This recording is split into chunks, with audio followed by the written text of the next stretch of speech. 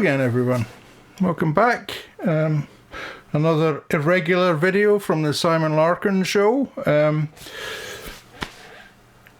How can I put this? I wanted to cover some stuff. I've seen in Reaper forums, on Facebook, etc., people asking the same questions quite a lot. Now, I'm going to cover a few of them. I got a little bit sick of some of the answers, but let's not go into that. But what I thought I'd do is do some quick videos just to cover some of these questions that keep seeming to come up. I've covered them in previous videos, but I'm going to do little short, sharp videos on them. And other people have covered these. This is nothing new, but I just thought I'm going to cover it, so at least if somebody asks the question, I can post a link to my video instead of having to search for someone else's, etc., etc. So I just thought I'd cover it. So the first thing I want to go into is sidechaining in Reaper. Now, I'm going to bore you a little bit with some explanations here. There is a few ways of looking at sidechaining. There's sidechain in terms of you send an audio signal into another track in order to affect that other track's outcome.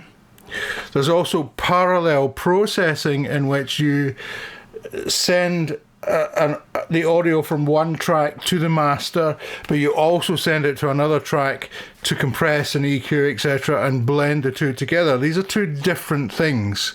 Okay, but what I want to do is cover in this video is sidechaining in terms of sidechain compression. So if you want to send a kick drum into a bass to turn the bass down, how this works. Very, very simple, very, very easy to most of us, but you know, there are people want to know this, and they need to know and how it all works. So I'm going to show you 3 different examples here of 2 compressors and a dynamic EQ to give you some ideas that you might want to use in your own productions. So let's get into it. So what I've done, I've set up, I've got a kick drum, and I've just set up a synth from the Anna 2. It's just what it opened up with. It was just a basic synth noise. So if I play you the 2 of them together, that's what we've got, just a note and a kick drum, okay? So I thought this would be the most obvious way for you guys to hear what's going on. So there are a couple of ways of setting up sidechains in Reaper. Now, the first thing to remember is that with sidechaining in Reaper, channel 3 and 4 is the sidechain input. If that certain plugin accepts it, okay, not all plugins do. Now, I've set up 3 plugins that do that. If your plugin has an external sidechain input, it will accept it. If it doesn't, I'm thinking about some of the Slate plugins. I need to investigate a little bit more, but I'm not sure they work. But anyway, let's get into what we've got, okay?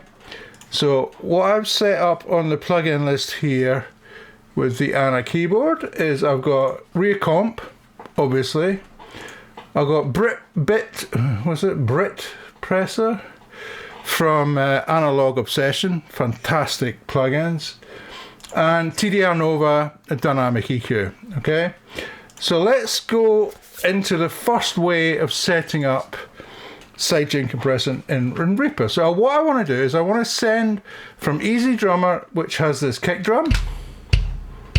Okay, so I just want to send that as a sidechain into the Anna track, this keyboard track.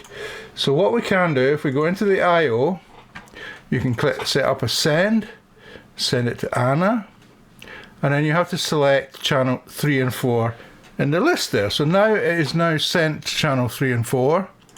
But what we now have to do is go in, and for example, if we're going to use rear comp, we switch it on, and we have to check that this is an auxiliary input left and right, because that is, if in effect, channel 3 and 4. Okay, we've got that there, it's set up. If we play this, so now you can hear the synth is being ducked by the kick drum. Okay, really simple. Now if we set that back to main auxiliary left and right, nothing's happening, it's just being compressed by itself.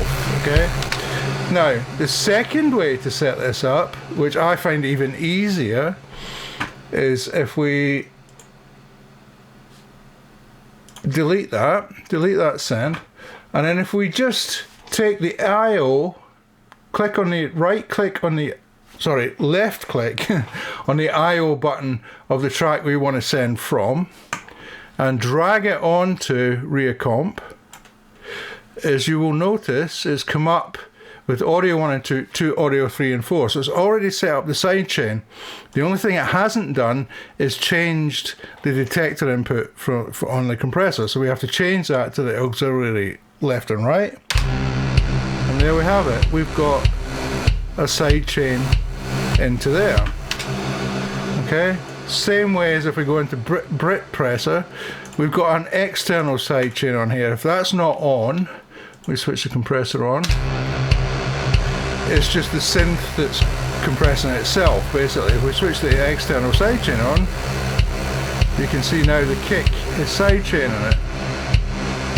Okay, I'm exaggerating that so you can hear it. The next thing that we can do is we can use, like TDR Nova, a dynamic EQ. Now if you look up here, we've got internal sidechain and external sidechain as buttons up here. So if we have internal sidechain and play the track, this is switched on. We're just compressing. Let's switch these off. I can set up compression on a band, for example, and it just compresses itself. It's not, you know, being compressed. It's not using the sidechain input. But if I switch this over to external sidechain, let's go here and we can switch on the threshold. You can see now the kick is causing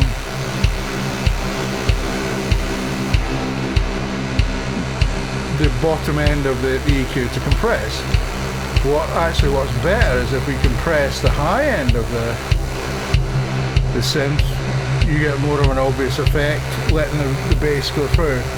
So you can actually tailor your effect, because you can change the Q on here, you can tighten it. So you get much tighter Q or broader.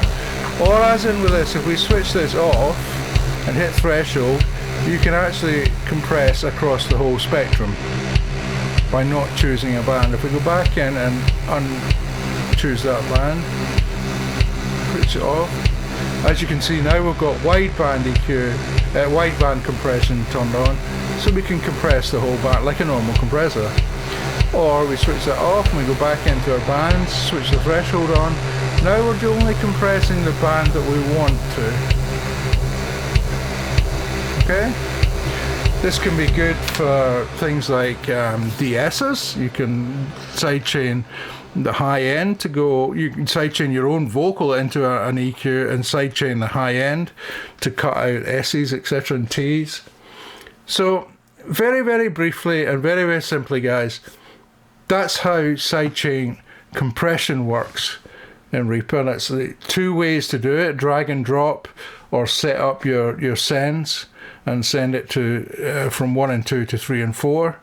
But always remember that channel 3 and 4 on the input of the track that you want to send to is the sidechain input on that track. So I hope that helps. I hope it makes sense, and I hope it answers a few questions from people. And we'll see you in the next one. If you have any questions, if you have any subjects you want me to talk about a little bit more in these videos, I'm going to do some more of these little short form videos just to go through some things that I see that are commonly asked in the forums, on the Facebook groups, etc.